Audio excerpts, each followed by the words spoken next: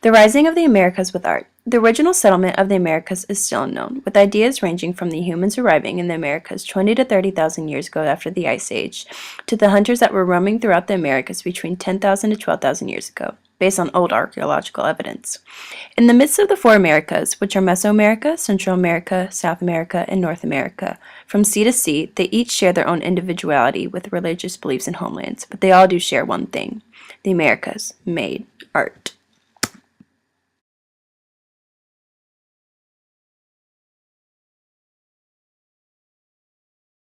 To start with Mesoamerica, a region that engulfed north of the valley of present-day Mexico City, to what is now Belize, the Honduras, and the western Nicaragua area.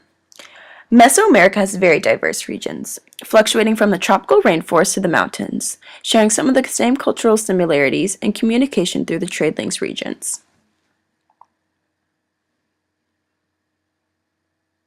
Some of Mesoamerica's famous features are their ancient ritual ball game that they had religious and political significance within it.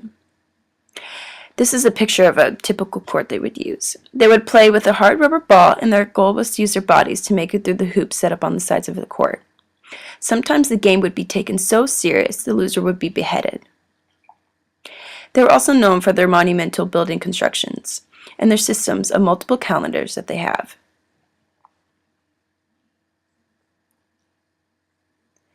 This is a more detailed view of one of their calendars. As you can see how detailed each tile piece is within the calendar, each symbol representing something.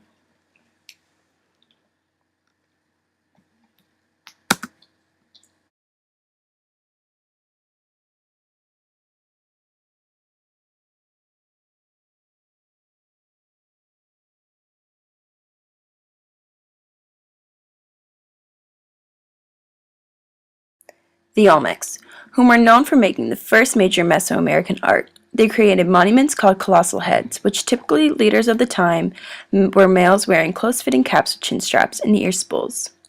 The Olmec civilization was near the area of San Lorenzo, where they actually discovered 10 colossal heads there.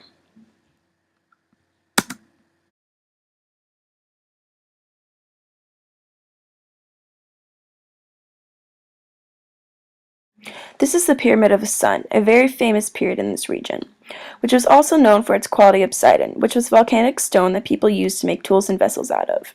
They also traded the obsidian for luxuries such as feathers of the quetzal bird and fur from a jaguar. The people worship many gods, including the god of rain, shown right above, storm, fertility, war, and sacrifice. This pyramid is the Pyramid of the Moon. This picture was taken from the top of the Pyramid of the Sun, which I showed previously as the basis of the city. Alongside of these pyramids was the Ciudadela, the city's center with the small pyramids that are in the style of talud tablero. This region had a very distinct architectural style, which includes reliefs on their pyramid walls. Their stairwells and cases leading up to their pyramids are made in the construction style of talud tablero. A good example of this is the Pyramid of the Feathered Serpent.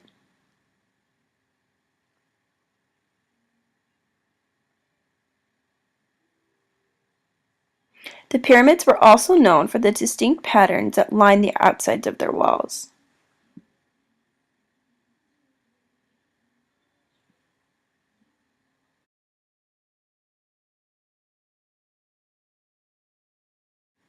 The Mayans.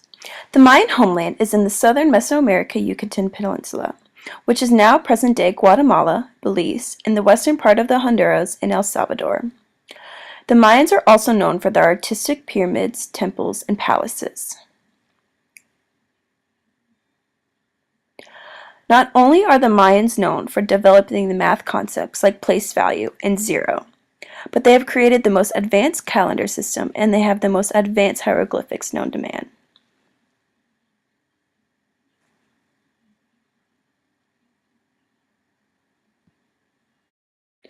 The Mayan civilization developed to the northern Yucatan during the post-Coptic period, resulting in palenque, or palace, which were major buildings that were grouped together on high ground.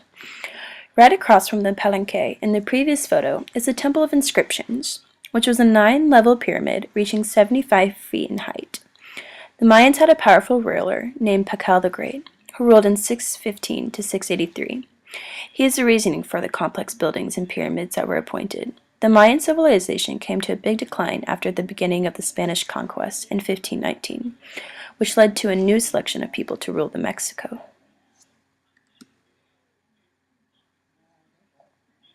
This is a picture of Pakal the Great.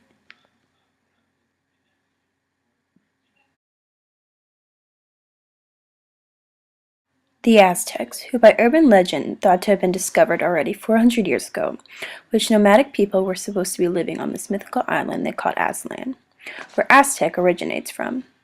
They were not correct. The story of the Aztecs finding their settlement was when they migrated to Mexico during the 13th century, when they spotted an eagle perched on the piece of nochule, prickly pear cactus, that was growing out of the stone. They believed this was their sign from God, the solar god of Mexico, that their migration and wandering was to come to an end on the island in Lake Texaco.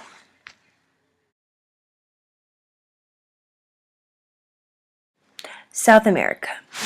South America has drastic region gaps. One of South America's known places are the Central Andes Mountains, which are snow-capped peaks, river valleys, and high grasslands, and home to many animals. The eastern side of the Andes springs off into the tropical rainforest of the Amazon basin. Yet, South America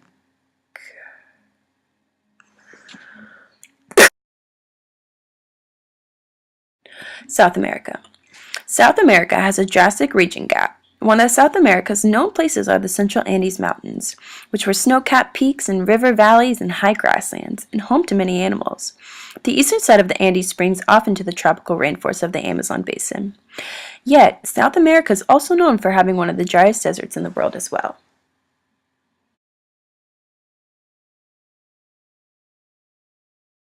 The art that the people of the Nazca culture, who were native to South America, was in a different form of art.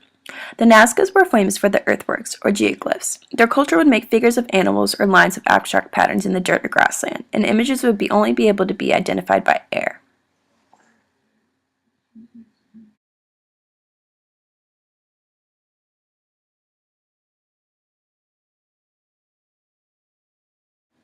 In the 16th century, the Incan Empire was one of the largest states known to the world in that time.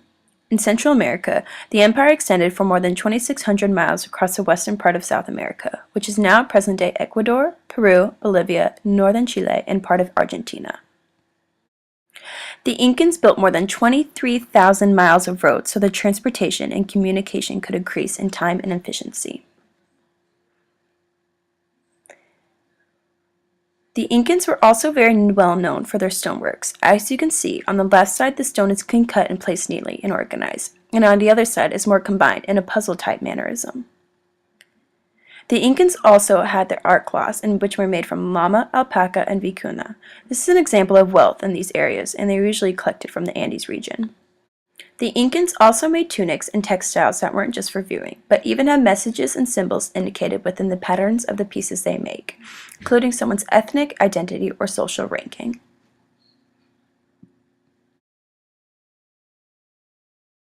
North America.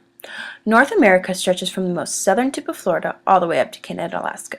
The early eastern cultures of North America were encompassed by the Adena, Hopewell, and Mississippian cultures. They were known for their crops, primarily maize, although the Hopewell people were also known for their pipes made out of fine-grained pipestone. This is an example of one of their pipes, an owl. Most of their pipes were made into the forest animals or birds, associating them with the use to connect to the user of the spirit world. The Mississippians had their own type of art to contribute and continued to carry on, mound building or earthworks. One famous mound is the Great Serpent Mound, which is located in present-day Ohio, and was said to be built in 1070 CE. The Mississippians also built Cahokia, which was a prominent mound called Monk's Mound, which covered 10+ acres of land, with the city being protected by fencing from possible warfare. The fenced city had around 500 mounds, which included platforms, wooden enclosures, and houses. This is an example of one of the mounds you would typically see on the area.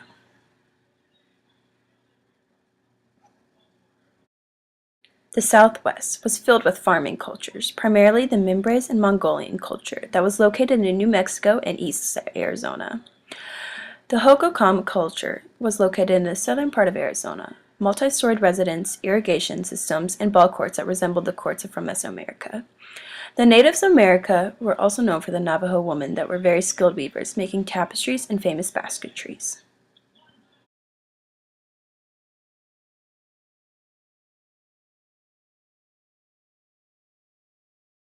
The Great Plains. Around the 1500s and 1600s, the woodlands spread across from the Hudson Bay to the Gulf of Mexico. The woodlands region including the Rocky Mountains to the west all the way to the Prairie of the Grasslands, also known as the Great Plains. The Native American people lived in villages, living a life of survival from hunting and agriculture. They constructed their homes, which were teepees made from buffalo hides after the European settlers pushed them west. The art that was focused on from the Great Plains was the quill work they used for teepee linings, backrests, clothing, and equipment. In 1869, the Americans finished the Transcontinental Railroad, which brought plethora amount of new settlers that eventually destroyed the Native American culture of the Great Plains.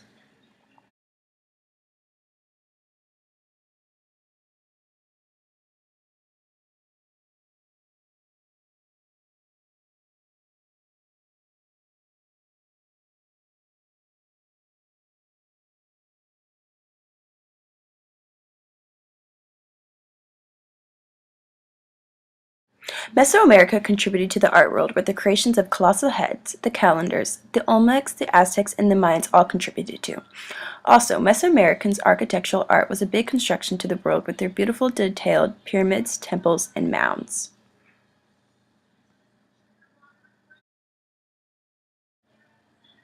Central American art had an impact on the makings of fine featherwork. Also, ceramics, textiles, and their frequent use of gold and jade that was their primary source of their luxuries that were made. This was the start to the intricate featherwork and later amplified with the Native Americans in North America. South American art was brought into the world differently, using the world as their canvas. The people of Nazca brought earthworks and geoglyphs into the American artland, including the famous hummingbird geoglyph. Also, South Americans brought textiles that had patterns that represented social ethnicity and class within them, bringing a new purpose to the art of textiles. They also used llama and alpaca from the Andes Mountains as art forms of wealth within their makings as well.